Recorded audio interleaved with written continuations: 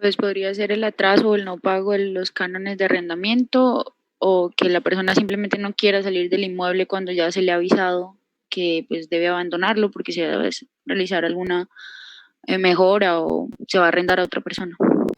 Perfecto. Digamos lo que nos decía María Paula ahorita, era que indiscutiblemente en primer lugar, para que pueda existir este tipo de procesos, tiene que existir una relación jurídica sustancial. ¿Qué es una relación jurídica sustancial? Es un contrato, ¿sí? En un contrato se crean una serie de obligaciones o un tejido de obligaciones entre los extremos contractuales.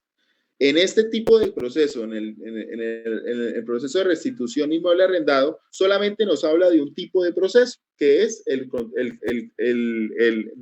un tipo de contrato, que es el contrato de el contrato de arrendamiento. El contrato de arrendamiento, a su vez, no solamente se presenta para efectos civiles, sino también para efectos comerciales. También se presenta para muebles o para bienes inmuebles.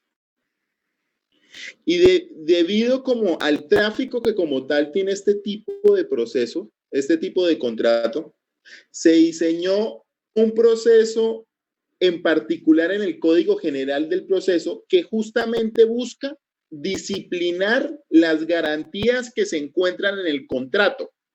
O sea, acá hay una doble disciplina. Una disciplina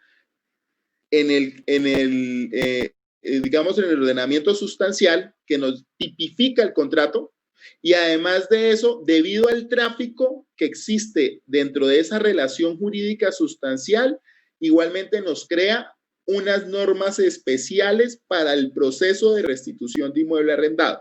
Entonces, fíjense en ustedes que hay tanto una disciplina de naturaleza sustancial en lo que tiene que ver con el contrato, e igualmente también existe una disciplina en el tipo de hilo procesal que va a surgir para el cumplimiento de esas obligaciones. Entonces, si hay doble disciplina, lo que quiere decir en últimas es que este tipo de contrato es de una vital importancia para nuestra cultura, para el ejercicio y tráfico comercial y jurídico, digamos, de la sociedad colombiana. Entonces, por eso es que existe una doble disciplina. Partiendo de la importancia que tiene este tipo de contratos y, digamos, debido al litigio que se genera derivado de ellas, es que es tan importante que nosotros lo veamos desde un aspecto teórico, como el que estamos haciendo ahorita. Indiscutiblemente también se debe ver desde una parte práctica, porque digamos, estos procesos se presentan todo el tiempo, tienen un desarrollo específico y disciplinado, y pues indiscutiblemente se debe tener, digamos, determinadas cada uno de los frentes y saber especificar cuándo estamos frente a un contrato comercial, cuándo estamos frente a un contrato civil, cuándo estamos frente a un contrato de arrendamiento en materia de aeronaves, en materia de inmuebles y de los inmuebles en qué, digamos, en qué escenarios se nos pueden presentar para que podamos identificar cuál va a ser la fuente de obligaciones correspondiente para solucionar ese conflicto. Si nosotros pasamos al artículo 384, pero no, déjenme en un momento mientras comparto escritorio y no como escritorio. Sí, ya. Si nosotros nos pasamos al artículo 3,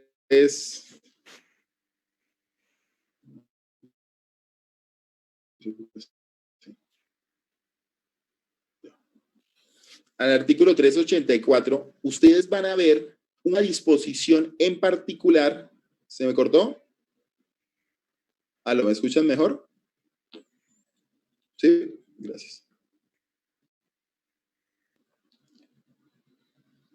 Nosotros, al ver el artículo 384, que es la disciplina procesal escogida para solucionar los conflictos o materializar los conflictos que se puedan llegar a derivar de un contrato de arrendamiento, nosotros vamos a ver que esas disposiciones especiales van a terminar respetando ciertas condiciones en materia sustancial, como cual, digamos, vean ustedes, muchachos, que este tipo de contratos es consensual, es decir, es verbal, ¿cierto?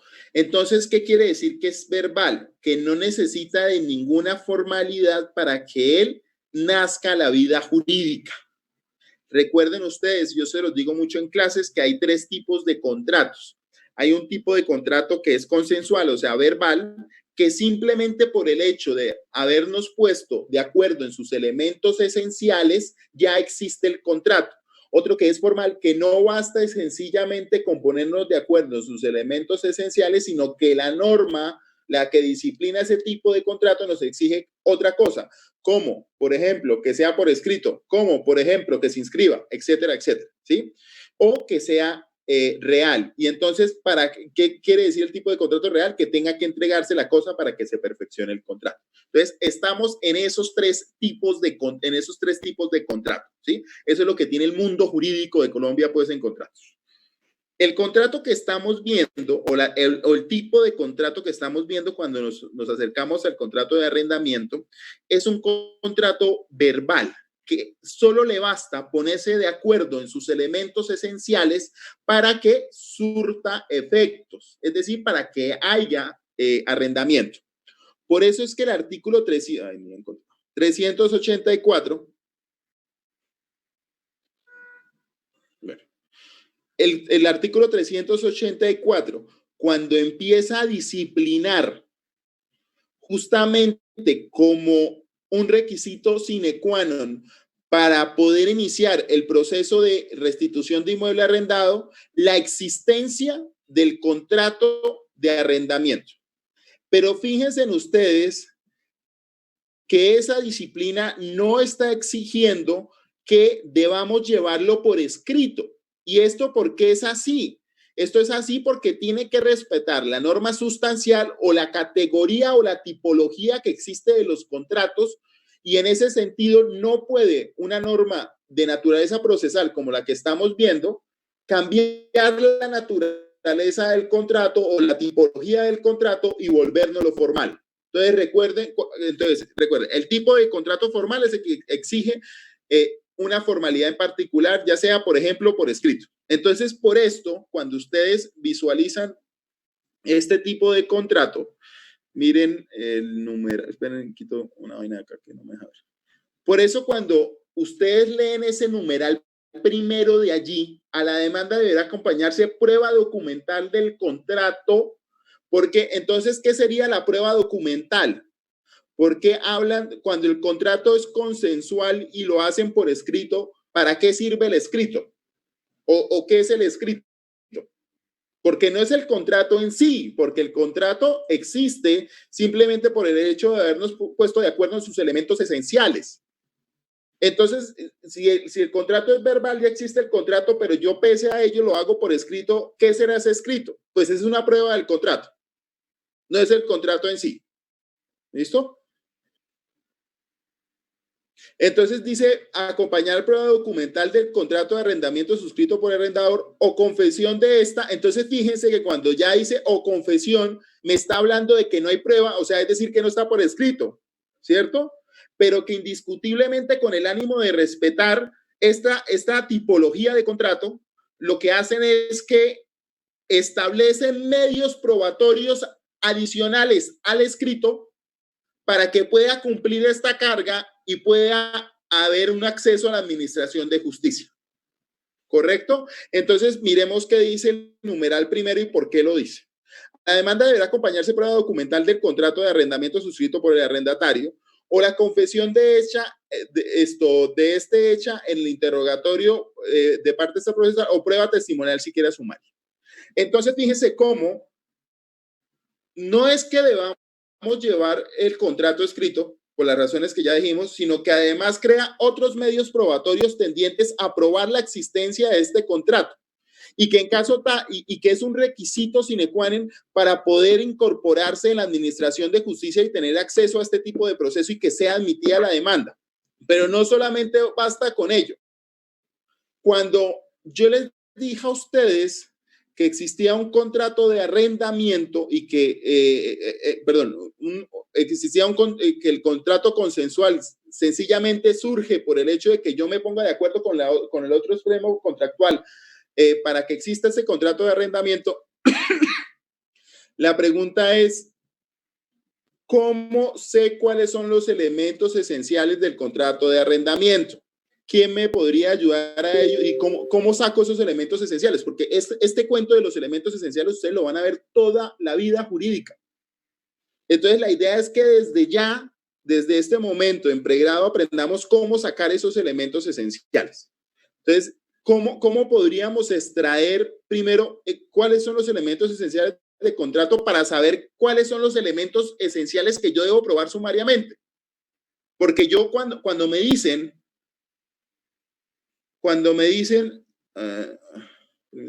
espere que tengo acá el chat y no me deja ver. Bueno, cuando me dice, mire, allegue o la confesión o allégueme una prueba sumaria que demuestre el contrato, me está hablando de los elementos esenciales, no me está hablando de algo abstracto, sino me está diciendo, cuando usted me vaya a traer las pruebas sumarias, debe demostrarme el contrato. Y entonces ya dijimos acá que para que pueda existir el contrato, tienen que concurrir en ese acuerdo entre las partes los elementos esenciales. Entonces, la primera pregunta que debemos hacer, que es de naturaleza sustancial, pero que debe ser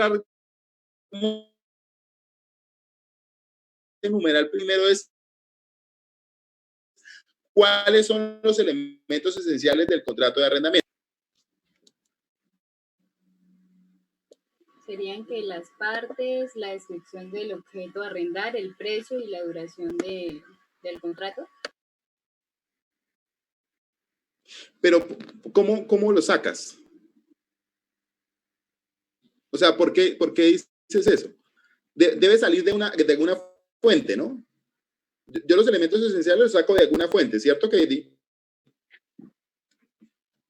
Sí, señor. ¿Cuál sería esa fuente para que aprendamos todos? Debe haber una definición de qué es contrato de arrendamiento, ¿cierto? Es el 1937. Que es el 1937. Entonces, del 1937, ¿cuáles son los elementos esenciales? Ustedes ven el 7 que nos está diciendo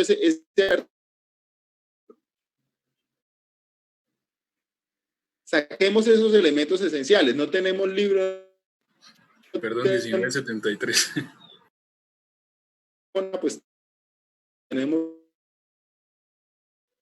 Profe, no sé si es solo a mí, pero se le está escuchando bastante entrecortado. Conocimiento jurídico. Sí, creo que se lo escucha entrecortado. ¿Qué es un contrato de arrendamiento? Por favor. Porque me dice definición. ¿Qué dice? Espérenme un momento. ¿Me esperan un momentico y cambio de red? Espérenme acá un momento.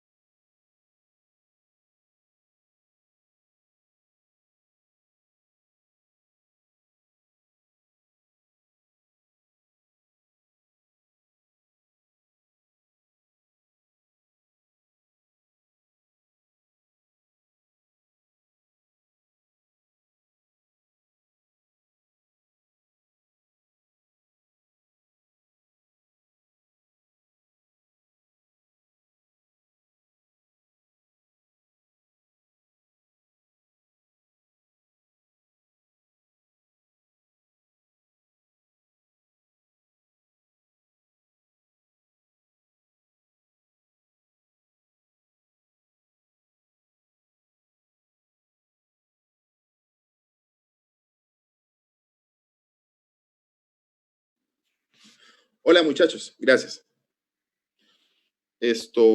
Me avisan si se escucha también el recortado. ¿Listo? Entonces estábamos en el 1973, ¿cierto? Que encontramos una definición. Lo primero que tenemos que decir, ya cuando Daniel acaba de encontrar la regla general. De aquí va a partir, digamos, toda esa disciplina que se va a encargar de otras áreas, área comercial, el área de aeronaves, el área, etcétera, etcétera, ¿sí? Entonces, pero la regla general y la definición que encontramos del contrato de arrendamiento la vamos a encontrar allí. Entonces, cuando ustedes de arrendamiento es un contrato en que las dos partes se obligan recíprocamente, está hablando de la naturaleza del contrato, al conceder el goce de una cosa, a ejecutar una obra o prestar un servicio, y otra a pagar por este goce. Encontramos dos elementos esenciales. Uno, la cosa y la contraprestación que se paga por la cosa, o el canon de arrendamiento, ¿sí? Es decir, la cosa, la tenencia de la cosa, es decir, el goce de la cosa, ¿sí? Y la contraprestación que yo tengo por tener la cosa y gozar la cosa. ¿Listo? Que se llama, en efectos, el canon de arrendamiento. ¿Listo? Entonces, son dos elementos esenciales que yo debo probar para poder ser o poder satisfacer las necesidades que se encuentran en ese numeral primero del artículo 384. ¿Sí? Entonces, siempre cuando este ejercicio lo vamos a hacer varias veces, pero digamos, siempre cuando veamos la necesidad de extraer elementos esenciales porque la fuente no lo obliga, ya sea porque sea una condición o un concepto, entonces tenemos que hacer nuevamente el mismo ejercicio hasta pues que ya lo hagamos de manera como automática. ¿Listo? Entonces, ¿cuál es la idea? Siempre nos vamos a ir a la definición y la definición debe contener los elementos esenciales. Debe contener los elementos esenciales a efectos del artículo 1511, si mal no estoy. Déjenme un momento y hacemos algo rápido acá. No, 1511. 1510. No. Si alguien me ayuda buscando el artículo de elementos esenciales naturales.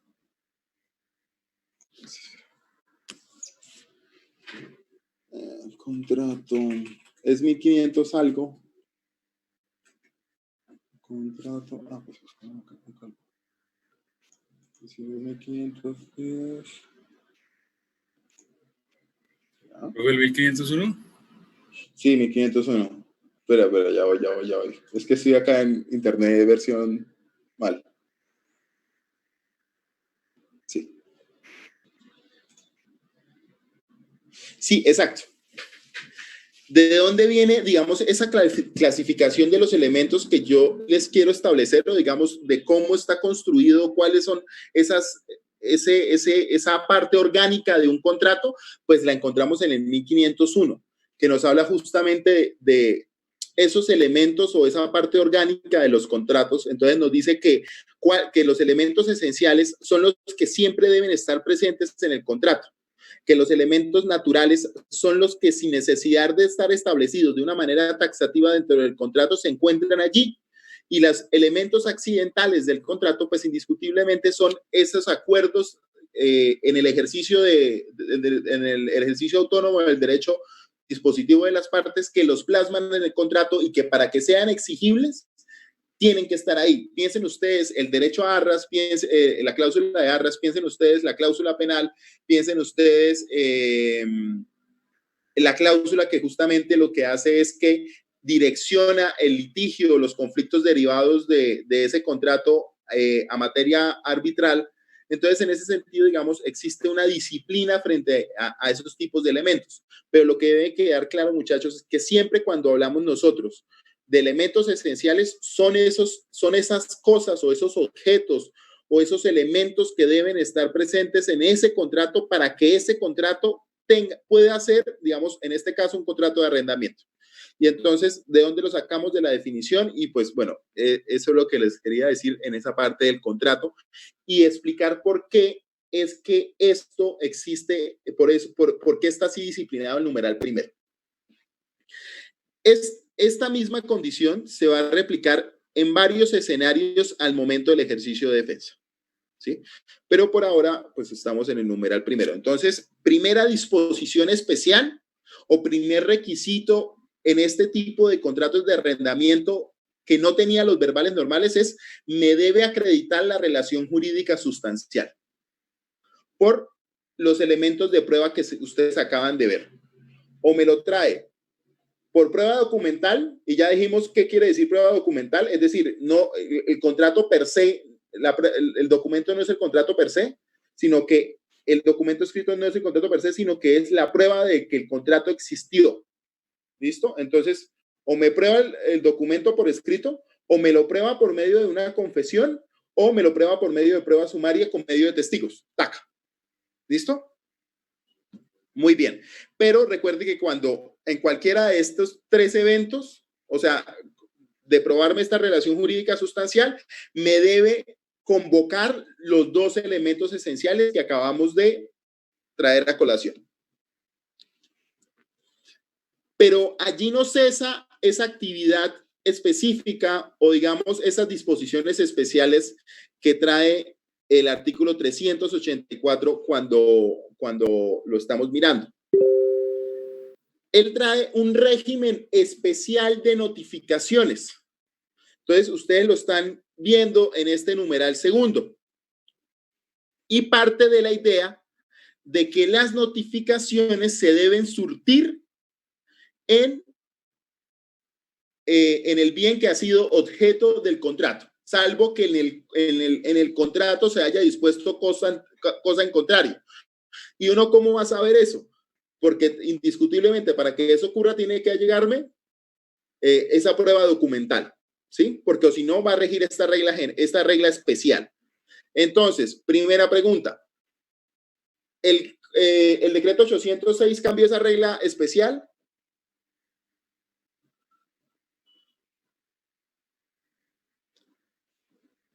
¿Qué opinan ustedes? Digamos, primero, ¿qué naturaleza tiene las normas que establece el decreto 806? Primero debemos establecer si son especiales o generales.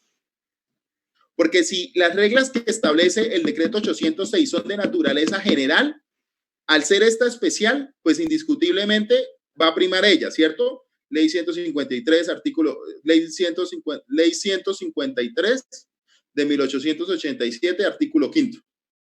¿Listo? O si no es el artículo 3 de la ley 153 del mismo año. ¿Listo? Que justamente establece, o sea, esas cosas que normalmente nos dicen los profes cuando están ahí, que se acuerda que repita, no, es que prima la norma especial. Pues eso está en una ley, ¿sí? Entonces, eso es para que lo tengan en cuenta al momento de argumentar. Bueno, entonces, la pregunta es, ¿el decreto 806 contiene reglas generales o contiene reglas especiales? ¿Qué opinan ustedes?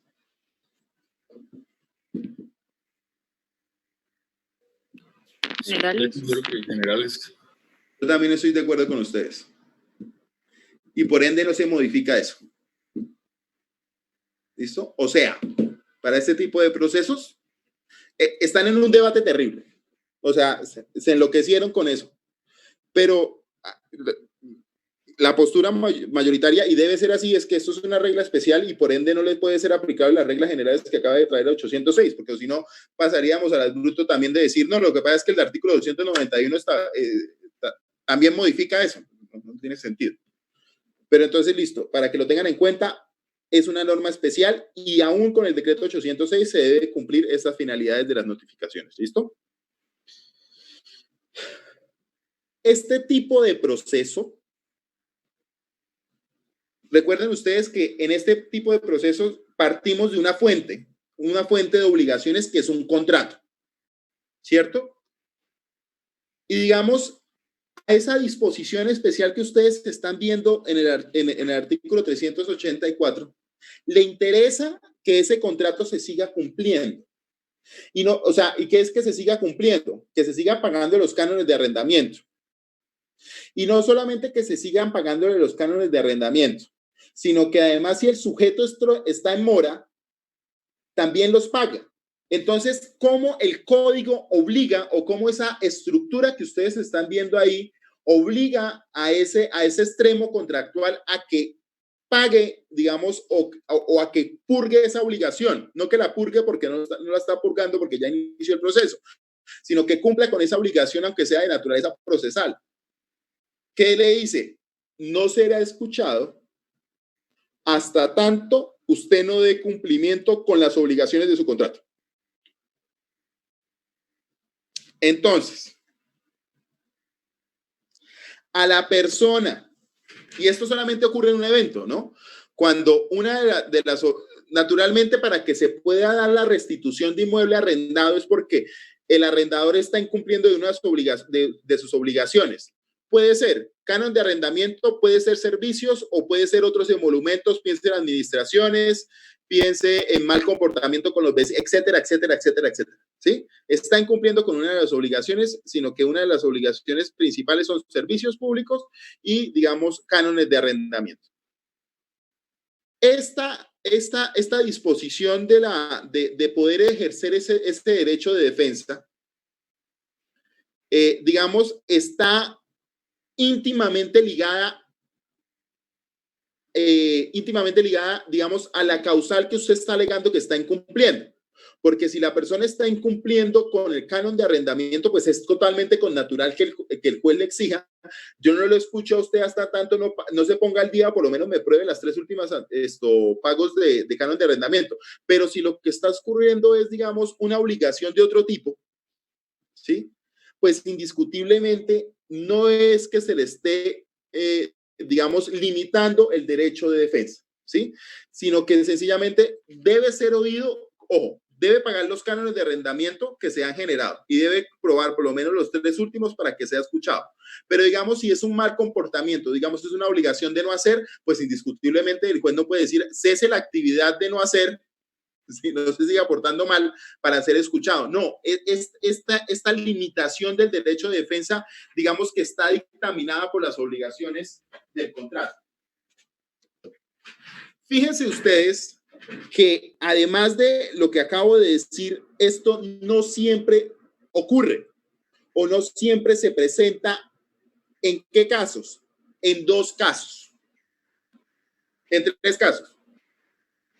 Cuando el arrendador desconoce su calidad de arrendador.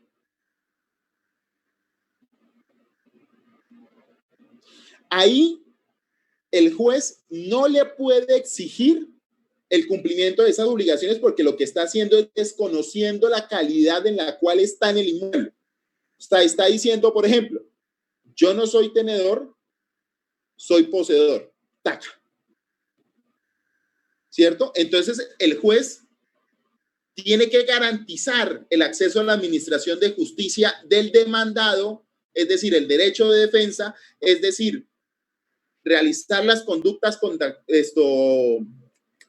connaturales a su ejercicio, excepciones previas, excepciones de mérito, recursos, en fin, lo que corresponda, mejoras. Acá se van las mejoras, pero ya hablamos de eso.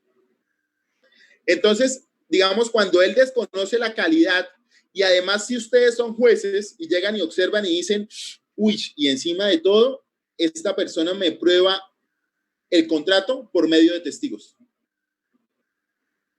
¿Sí me hago entender lo que quiero decirles?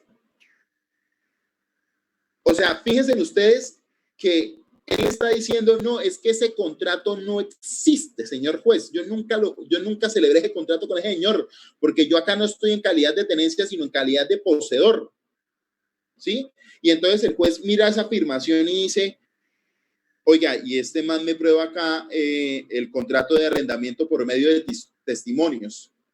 Y esta persona me está diciendo que eso es falso, que él con él nunca celebró un contrato de arrendamiento. ¿Será posible que él lo que esté buscando es robarle la posesión por medio de un proceso de restitución de inmueble arrendado? Esa es la pregunta que se hace el juez. Y por eso va a ser ejercida el derecho de defensa. O sea, por eso le va a permitir oír, por eso le va a permitir defenderse. ¿Sí? U otra hipótesis, tacha el documento de falso. El documento que agrega como contrato de arrendamiento dice, su señoría, yo le tacho ese documento porque ese documento es falso. Entonces, fíjense en ustedes que lo que está ocurriendo acá es que está desconociendo la fuente de obligación. Recuerden ustedes que cuando iniciamos a hablar de este proceso, hablamos de que existía una relación jurídica sustancial, que es el contrato. Entonces, cuando las defensas del demandado van encaminadas a desconocer esa relación jurídica sustancial y digamos que la manera en la cual se estructuró esa prueba no es muy clara o por lo menos lo tachó de falso, indiscutiblemente al juez le toca oírlo. Así sea sin cumplir las obligaciones. ¿Por qué sin cumplir las obligaciones? Porque la fuente de obligación está siendo objeto de investigación. O sea, es decir, hay una incertidumbre, hay una ambigüedad y entonces en ese sentido al juez ya no hay certeza de que el contrato de arrendamiento existe. Y como no hay certeza de que el contrato de arrendamiento existe, tampoco hay certeza de las obligaciones que debe cumplir el arrendador. Y como no hay certeza de eso, tampoco se le puede exigir el cumplimiento de una obligación que no se sabe si está ocurriendo o no está ocurriendo o el contrato sencillamente no existe. ¿Sí?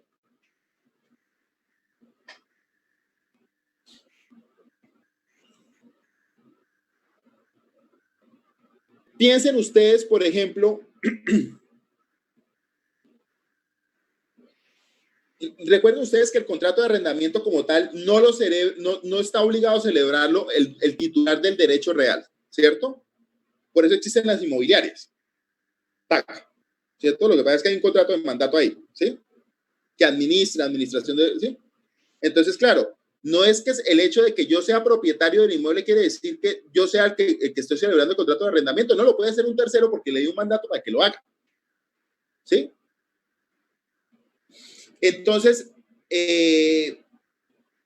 piensen ustedes que una de las alegaciones normalmente que se plantean en el ejercicio de la defensa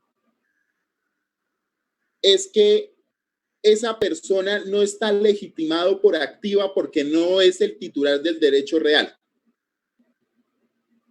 Ustedes, indiscutiblemente, en ese ejercicio, como es una sección de mérito, le tiene que correr el traslado al demandante, y pues el demandante lo único que tendrá que hacer, si no lo hizo antes, es demostrar la relación jurídica sustancial que le permite o le autoriza el titular del derecho para celebrar ese contrato, pero bajo ninguna circunstancia quiere decir que la única persona que pueda celebrar ese contrato sea el titular del derecho real. ¿Listo? Eso quedó clarísimo. Por eso existen las inmobiliarias. ¡Tac! Bueno, hay otra defensa en la cual se pone en duda la fuente de obligación.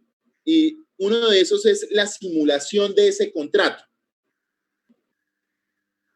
Entonces, la simulación del contrato, ¿por qué? Porque necesitaba acreditar algún emolumento, necesitaba, por X o Y circunstancias, ¿sí? Sino que dice, mire, nuevamente ataca la fuente de obligación y al atacar la fuente de obligación, pues ocurre el ejercicio que acabamos de hacer ahorita, ¿sí?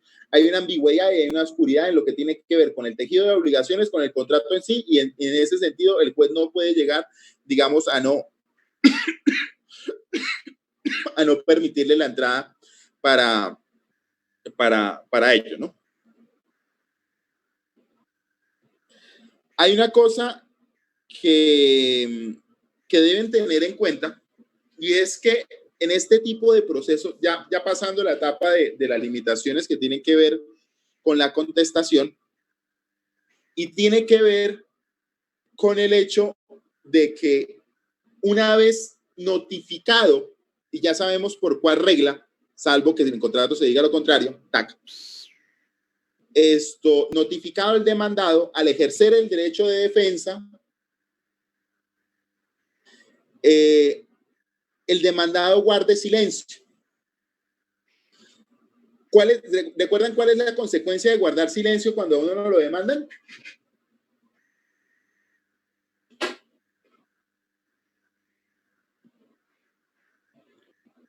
Cuando vimos conductas del demandado. Que da, por cierto, los hechos que se aducen, ¿no? Exacto. En este caso en particular,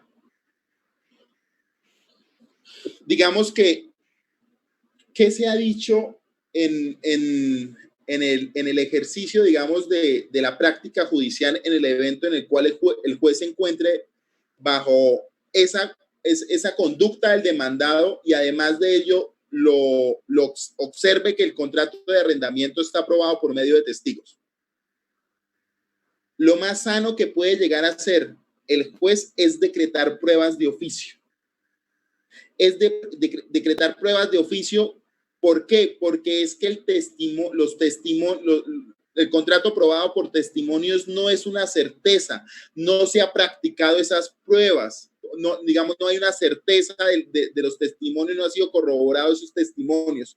Entonces, en ese sentido, es importante que el juez, bajo una ambigüedad de relación sustancial, no dicte sentencia, sino lo que haga es justamente decretar pruebas de oficio y practicar las pruebas para, digamos, decantar o, digamos, poder observar qué es o cuál fue esa realidad que se tejió frente a esa relación jurídica sustancial. ¿Listo? Entonces, eso para que lo tengan en cuenta. Si al contrario de guardar silencio, lo que ocurre es que, digamos, indiscutiblemente, pues, debía los cánones de arrendamiento, las cuotas de administración o los cánones de arrendamiento, digamos, no los pagó, pero sí ejerció el derecho de defensa, el juez debe realizar todas las etapas procesales que nosotros ya vimos.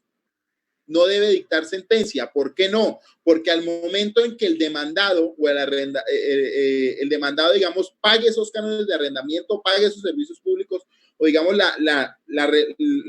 el incumplimiento de la obligación que se le esté exigiendo, digamos, entra y ahora sí puede ejercer el derecho de defensa, pero no ejercer el derecho de defensa contestando la demanda, porque lo más seguro es que ya al término le haya fallecido, sino lo que es practicar el interrogatorio. Es decir, si usted pidió, si bien a mí se me venció la oportunidad para contestar la demanda, yo sí le puedo hacer contradicción de sus pruebas.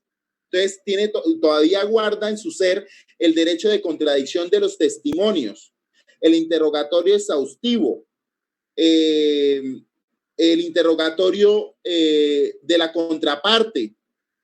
¿Sí? ¿Esto para qué? Para que no vean solamente el ejercicio del derecho de defensa en la contestación de la demanda, sino que en las etapas, digamos, de la audiencia inicial tendrá todas sus etapas. ¿Sí? En el momento de práctica de interrogatorio, en el momento de decretar pruebas, si él ve que, digamos, bajo esa disciplina que guarda para desechar o rechazar de plano algunas pruebas, observa que no pueda exponerlo al juez, etcétera, etcétera, etcétera. Fíjense en ustedes, por otra parte, que este contrato, que este tipo de proceso no requiere de requisito de procedibilidad, es decir, de conciliación en derecho extraprocesal, ¿cierto? Pero fíjense en ustedes que este no se encuentra en el artículo 621, sino que la misma disciplina lo contiene.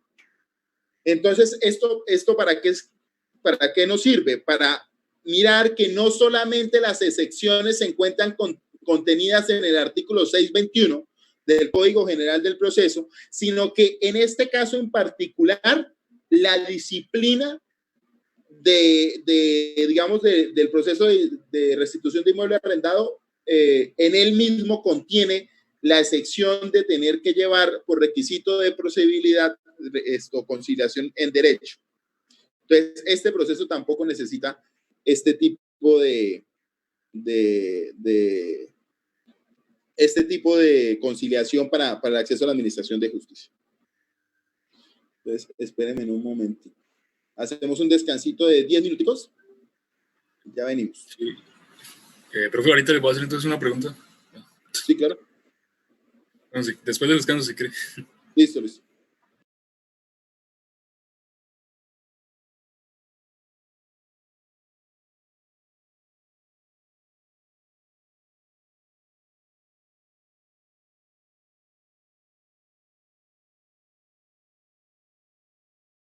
The time is 5:00 p.m.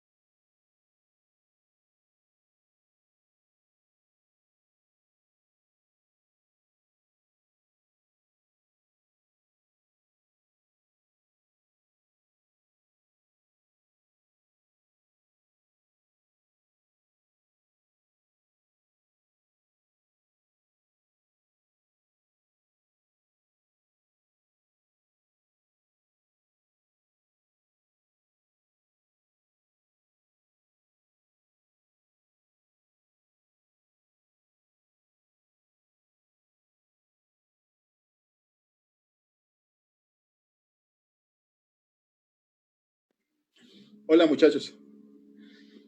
Bueno, entonces nos quedamos en... No, todavía no. No, acá no, todavía no.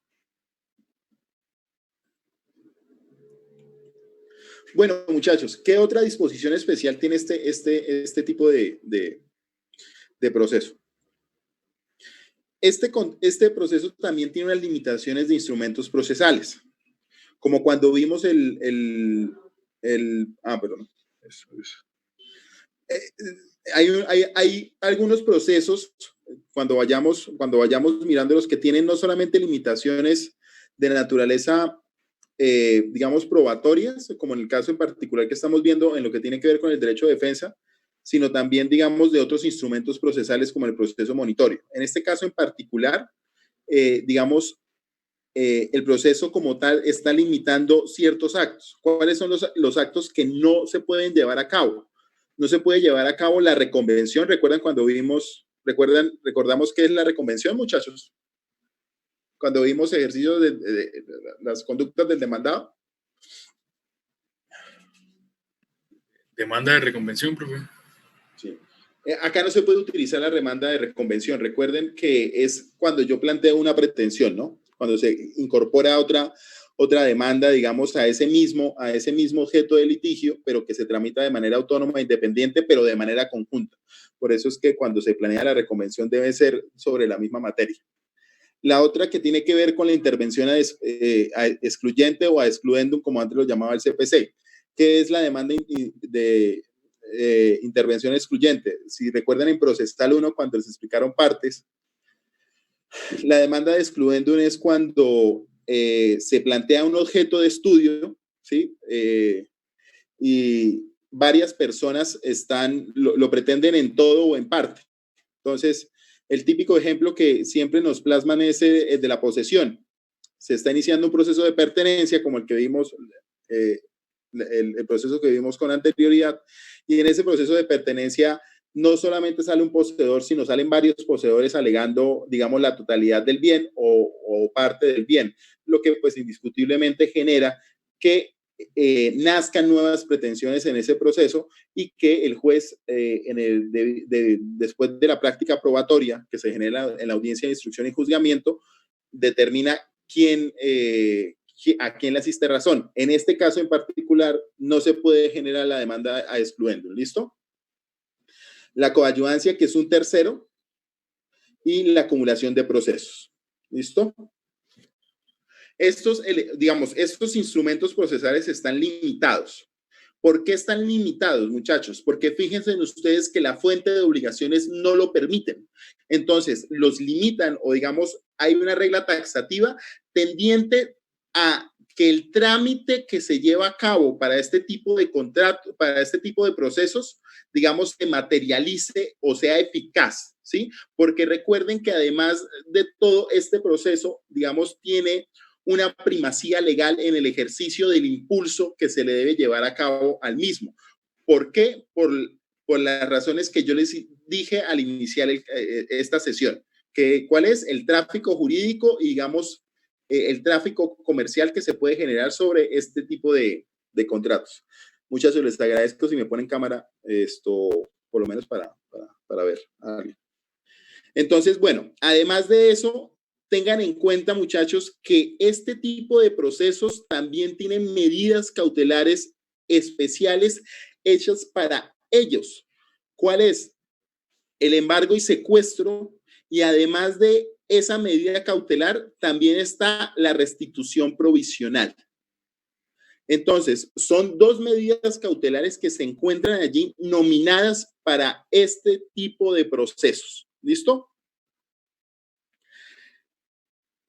La otra disposición especial que podemos enmarcar en este tipo de procesos es que este proceso puede ser, se rige por cuantía. Si ustedes lo miran en el artículo 26, se establece por el valor del canon de arrendamiento, el valor del canon de arrendamiento por un periodo ya sea fijo o indefinido, y por el valor inicial del mismo. Entonces, si es de 1 millón de pesos y el periodo es de 12 meses, pues la cuantía va a ser de 12 millones de pesos, ¿sí? Artículo 26, y ahí ustedes pueden mirar y, digamos, luego cuando entremos al estudio del ejercicio del proceso, volvemos a tocar ese tema.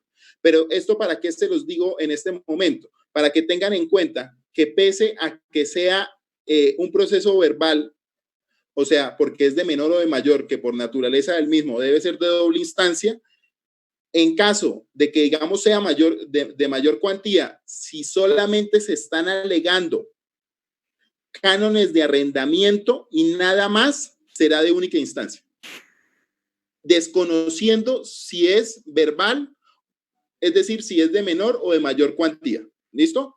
¿Y esto por qué se da? Porque existe la disposición legal del numeral 9. ¿Listo? ¿Qué está buscando? Que se restituya el bien. Entonces, listo. Estas son las disposiciones especiales, es decir, estas son las diferencias específicas que lo hacen diferente a la regla general que nosotros vimos en la primera etapa de este curso. ¿Sí? Estas son las reglas que generan que exista esta disciplina, y si ustedes miran la acumulación de todas estas reglas que están buscando, y es más, el ejercicio de esta medida cautelar que se llama restitución de inmueble arrendado, es que se restituya el bien. ¿Listo? Pero fíjense que para que pueda surtirse la restitución del bien, lo primero que hay que hacer es romper esa relación jurídica sustancial que es el contrato de arrendamiento. Y entonces es primordial y un eje central que lo que se está buscando acá en el fondo es romper una relación jurídica sustancial que le permita a esa persona que tiene el bien, ¿cierto?, entregarlo, digamos, a su titular de derecho real para que éste pueda disponer de su bien y pues pueda generar el tráfico comercial correspondiente al bien corporal. ¿Listo? Entonces, pero recuerden que generan dos actividades. Romper la relación jurídica sustancial, es decir, está incumpliendo el contrato como está incumpliendo el contrato, el contrato se debe resolver y consecuencia de ello se obliga a la restitución de inmueble arrendado. ¿Sí? Pero entonces recuerden que el objeto es romper la relación jurídica sustancial. Por eso, cuando se establecen las cuantías, no es por el monto de cuál es el valor de los cánones adeudados, no. Establecer la cuantía es establecer cuánto cuesta el contrato, no cuánto se debe, porque no estamos en un proceso ejecutivo. Esta situación se da mucho en los despachos judiciales y al parecer es un error que se comete mucho tanto por la Administración de Justicia como también por los mismos abogados litigantes. Pero entonces nosotros no vamos a cometer ese error porque sabemos que el valor que es objeto de la cuantía es el valor de la relación jurídica sustancial, no de cuánto es lo adeudado. Lo adeudado servirá para el proceso ejecutivo. ¿Listo? Entonces, muchachos, eso es lo que teníamos que decir sobre las disposiciones especiales de este proceso de restitución de inmueble arrendado. La próxima clase vamos a mirar cómo es el ejercicio de todas estas disposiciones especiales en el devenir procesal y lo vamos a hacer partiendo desde la misma demanda para, digamos, fortalecer algunas cositas que vimos en los exámenes. ¿Listo? Entonces, si quieren, muchachos, me quedo con Silvia. Silvia, ¿estás por ahí? Sí, profe. Listo, entonces me quedo con Silvia. ¿Y quién me dijo que tenía que decirme algo? Con Daniel. ¿Sí? Listo. Entonces, muchachos, listo. Muchísimas gracias. Nos vemos el martes. Oh, profe, gracias. Profe, es una pregunta ahorita con el proceso, bueno, con el proceso que estamos mirando, obviamente, pero, profe, es que pasó un momentico y se me olvidó. Ya.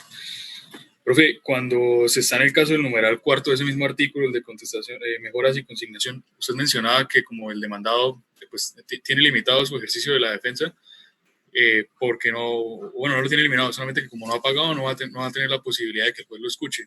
Usted dice que el demandado, de todas formas, lo idóneo es que se manifieste cosa que el juez no lo va a escuchar todavía hasta que pague, pero cuando pague va a mirar eso que se manifestó. Claro, salvo que se desconozca la obligación principal, Daniel. Correcto. ¿Se acuerda que los ataques eran 3 ataques? Fíjese Sí. que los 3 ataques están condicionados a romper la obligación principal, la fuente de obligaciones del contrato de arrendamiento. Entonces, o me tacha el documento de falso, ¿sí? O desconoce su calidad de arrendador porque puede ser un poseedor, ¿sí? Que haya hecho la interversión del título, que eso es lo que vimos en pertenencia, ¿sí? Entonces, sí. y lo otro es cuando diga que es simulado ese contrato. Pero fíjense que las excepciones para que, digamos, él no pague esos cánones de arrendamiento si se puede hacer oído es porque está atacando directamente el negocio jurídico que lo trajo al contrato. Porque si no se hace esa exigencia, Daniel, fíjese usted que lo que ocurre es que podemos estar, el juez puede estar afectando derechos de posesión.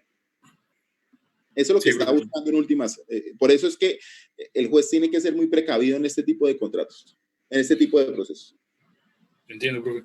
Pero entonces, por eso es que en el caso del numeral 4, el demandado contesta la demanda alegando que hizo mejoras. La mejora la hace por juramento estimatorio, ¿no? Sí, y paga lo que se le dice que debe también de canon de arrendamiento, y en ese momento el juez iba a decidir sobre las mejoras. Entonces iba a empezar a mirar eso. La sentencia y la sentencia la resuelve. Ok, profesor. Porque acuérdate que eso en última es las mejoras, tómalo como si fuese una pretensión, Daniel. ¿Sí? Como es un elemento sustancial, nosotros, debido al proceso, como está diseñado el proceso judicial, uno solamente resuelve los temas sustanciales en el momento de la sentencia. ¿Sí? Míralo así desde esa perspectiva. Lo que pasa es que en este caso, el ejercicio de la sección de las mejoras se hace con base en el juramento estimatorio, porque la regla del 206 lo dice así. Sí. Entonces, ¿qué pasa? Usted alega la mejora, allega o no allega las pruebas correspondientes, y si tiene objeción ese juramento estimatorio, luego vemos eso mejor el juramento estimatorio, pero si hace objeción al juramento estimatorio, pues indiscutiblemente lo que viene es aportar esas pruebas que le dan, digamos, esa afirmación que él está emitiendo, que es una afirmación razonada y aritmética que puede dar cuenta de que realmente esas mejoras necesarias, porque tienen que ser necesarias, eran indispensables para que el bien pudiera ser habitado.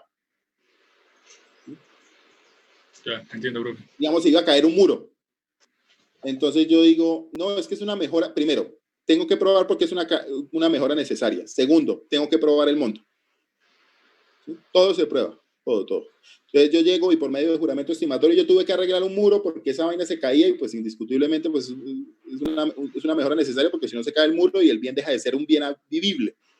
Y entonces lo tuve que arreglar y eso me costó 5 millones de pesos y mira, acá le llego los documentos correspondientes digamos, al ejercicio que hice, los materiales y digamos la mano de obra. Y eso lo reconoce el juez cuando en sentencia. Entonces llega y le dice, restitúyase, o sea, se rompe el contrato de arrendamiento porque digamos que se incumplió, efectivamente cumplió.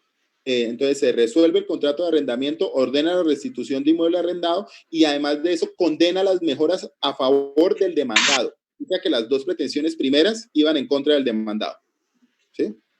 Entonces ordena el pago de las mejoras necesarias por la suma de tanto. Acuérdese que ahí hay un derecho de retención de la cosa hasta tanto no se paguen las mejoras. Sí, profe, sí. Listo, profe, claro. Listo, Daniel.